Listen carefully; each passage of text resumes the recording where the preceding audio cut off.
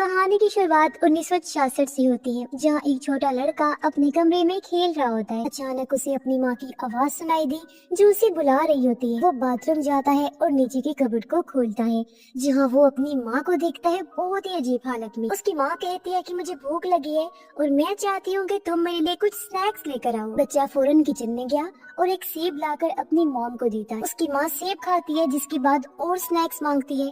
कहती है कि क्या वो उसके दोस्त के लिए भी कुछ लेकर आएगा, पर इसी वक्त उसके डैड वहाँ जाते हैं और बच्चे को उसकी माँ से दूर रहने का कहते हैं। लेकिन उसकी माँ तब तक बच्चे को पकड़कर उसे खाने लगती है और सीन इधर ही कट हो जाता है। अब हम 1987 में पहुंचते हैं, जहाँ एक कैमरामैन दिखाया जाता है जो एक आदमी हेरोल्ड के पास उसके डॉक्यूमेंट्री बनाने के लिए आया था। ये डॉक्यूमेंट्री हेरोल्ड के घर में हुई अजीबोगरीब चीजें और फैमिली के साथ होने वाले हादसे पर होती है। हेरोल्ड कैमरामैन को पानी पिलाता है और ये क्लियर होता है कि अब जो डॉक्यूमेंट्री शूट होगी वो हेरोल्ड और उसके बेटे पर होगी। दरअसल हेरोल्ड के बेटे और उसकी वाइफ की कुछ साल पहले मौत हो गई थी और उसके बाद सब लोग हेरोल्ड पर शक करने लगे थे। हेरोल्ड चाहता था कि कैमरामैन उसके सच को सबके सामने लेकर आए कि वो कातिल नहीं है। उसने कैमरामैन को एडवांस में पैसे दिए हुए थे और वो दोनों अपना काम शुरू करते। हेरोल्ड कुर्सी पर बैठ गया और कैमरामैन कैमरा सेट करता है, फिर वो रिकॉर्डिंग शुरू कर देता है। हेरोल्ड अपने बारे में बताने लगा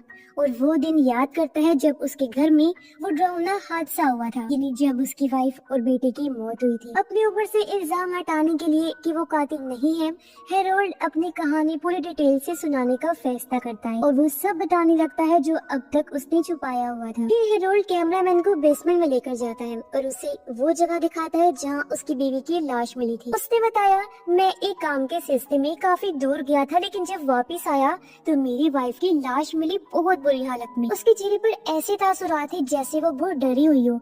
ऐसा लग रहा था कि मरने से पहले उसने बहुत डरावनी कोई चीज देखी थी। उसके हाथ और पैर पर ऐसे जख्म थे जो किसी के काटने की वजह से बनते हैं। हेरोल्ड का कहना था कि इसे जाहिर है पुलिस ने मुझ पर शक किया, लेकिन जब वो दांतों के निशान चेक किए गए तो वो मेरे नहीं थे, और दूसरा मेरे खिलाफ कोई सबूत ना मिलने पर मुझे उन्होंने गिरफ्तार नहीं किया। कैमरामैन बातों बातों में हेरोल्ड के बेटे के बारे में सवाल करता है, लेकिन हेरोल्ड उसके बारे में जवाब देने से कतरा रहा था। हालांकि इस डॉक्यूमेंट्री का हिस्सा वो भी था। हेरोल्ड बात को टालने के लिए कैमरामैन को अपनी तस्वीरें दिखाने लग जाता है। अब बाहर बच्चे खेल रहे थे, जिन्हें दिखाकर हेरोल्ड कहता है कि ये लोग सोचते हैं कि इस घर में कोई विच चुड़ैल रहती है जो बेहद खतरनाक है।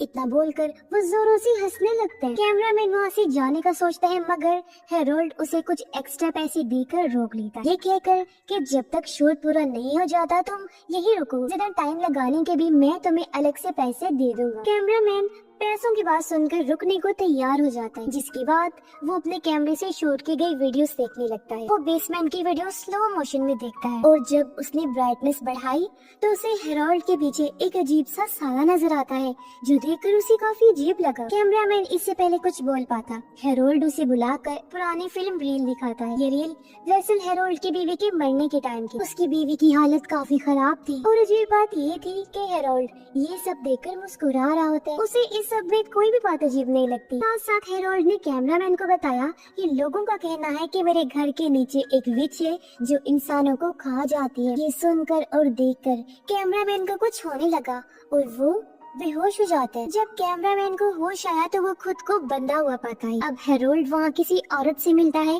जो उससे कुछ बातें करके वहाँ से चली जाती है। कैमरामैन कहता है कि वो यहाँ से जाना चाहता है, लेकिन हेरोल्ड बताता है कि उसके किचन में जो खाना था तुम्हारे लिए उसमें नशा मिलाया गया था, पर तुमने तो कुछ खाया ही नहीं। लेकिन फिर मैंने पानी में नशा मिलाकर तुम्हें पीने को दे दिया और तुम बेहोश हो गए। आगे हेरोल्ड कहता है कि मुझे यहाँ सिर्फ ये काम दिया गया है उसके लिए लोगों को पकड़ कर लाना, और तुम भी उसकी तरफ से चुने गई हो, तुम्हें मैंने नहीं चुना। और वो अपने आप को बीजल बुलाती है। वो यहाँ विच की बात कर रहा, कहते हैं कि विच घर के नीचे मुझसे भी कई 100 सालों पहले से ही रह रही है। वो लोगों की कुर्बानियों से जिंदा है और आगे भी रहेगी, क्योंकि लोगों की कुर्बानियाँ सैक्रिफाइसेस उसे मिलती रहेंगी, जिस पर फीड करके वो जिंदा रही। और वो सिर्फ इंसानों का ही मांस खाती है, इसीलिए हर कोई इस घर में आने से डरता था और इससे दूर दूर ही रहता था।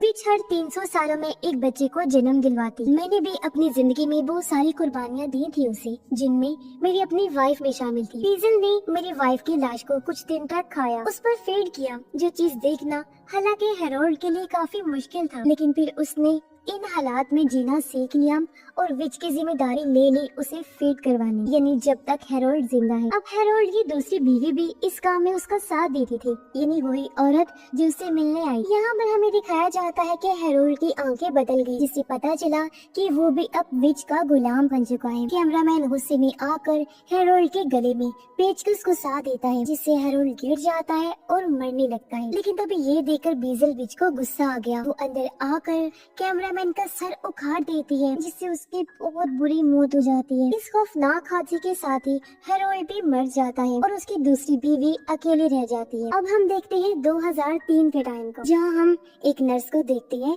जो हेरोल्ड की वाइफ के घर आई होती है उसकी देखभाल करने के। हेरोल्ड की वाइफ अब भी वही रह रही होती है और उसकी तबीयत काफी खराब होती है, इसलिए नर्स उसके केयर टेकर बनकर आई। अब नर्स शार्लेट नाम के एक केयर टेकर की जगह आई, जो किसी वजह से हेरोल्ड की वाइफ को छोड़कर चली गई थी। और वो वजह क्या थी जो किसी को भी नहीं पता। ये हो सकता है कि उसे भी बीजल के सामने कुर्बान कर दिया हो, या फिर वो खुद ही डर कर भाग गई हो। नर्स हेरोल्ड की वाइफ से मिलती है, जो उसे देखकर अजीब सा मुस्कुराती है। नर्स कुछ समझ नहीं पाई और वो उसे ये कह देती है कि आपकी मुस्कुराहट बहुत प्यारी है, लेकिन उसे अंदाजा नहीं कि इस स्माइल के पीछे एक खौफनाक कहानी छुपी हुई। इसके बाद नर्स उसके लिए खाना लेकर आती है, लेकिन हेरोल्ड की वाइफ कुछ नहीं खाती। फिर वो उसका चेकअप करती है और इस दौरान जमीन पर एक टेप रिकॉर्डर मिलता है उसे, जो पहले वाली केयर टेकर शार्लेट का था। नर्स वो टेप रिकॉर्डर अपने पास रख लेती है और हेरोल्ड की वाइफ को सुनाकर वहाँ से निकलने लगती है, मगर तभी उसे वहाँ कुछ आवाजें सुनाई देती है। जब वो दोबारा हेरोल्ड की वाइफ के पास जाती है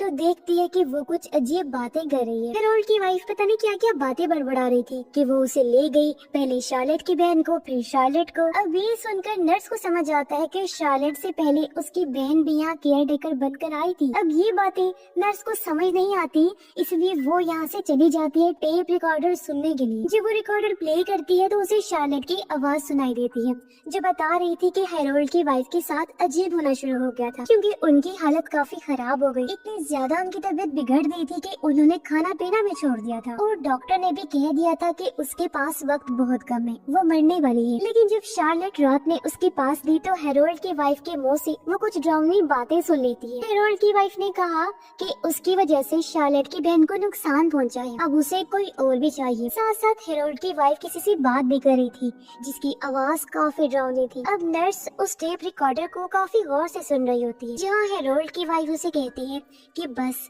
अब तुम और किसी को नुकसान मत पहुंचाना, शार्लेट की बहन ही काफी है तुम्हारे लिए। पर वो डरावनी आवाज कहती है कि नहीं, मुझे शार्लेट भी चाहिए, जिसके साथ ही रिकॉर्डिंग बंद हो गई। सारी बात जानने के लिए नेक्स्ट रिकॉर्डिंग को ऑन करके हेरोल्ड की वाइफ के पास रख देती है जब वो सो रही, ताकि नींद में वो जो कुछ भी बोलेगी वो रिकॉर्ड हो जाएगा। इसे नर्स अंदाजा लगा लेगी कि आखिर इस घर में और हेरोल्ड की वाइफ के साथ प्रॉब्लम क्या है। मगर थोड़ी देर बाद जब नर्स की आँख खुलती है तो वो देखती है कि हेरोल्ड की वाइफ उसके सामने खड़ी है। उसकी आंखें सफेद हो चुकी हैं और चेहरे पर अजीब सी भयानक मुस्कुराहट है। उसे देखने से लग रहा था जैसे वो पोजेस्ड हालत में है, यानी उसे उस विच ने अपने कंट्रोल किया हुआ है। नर्स डर से चीख मारती है, लेकिन फिर समझ आता है कि ये सिर्फ उसका बुरा सपना था। अब जब नर्स रिकॉर्डर सुनती है तो उसे हेरोल्ड की वाइफ की आवाज सुनाई देती है।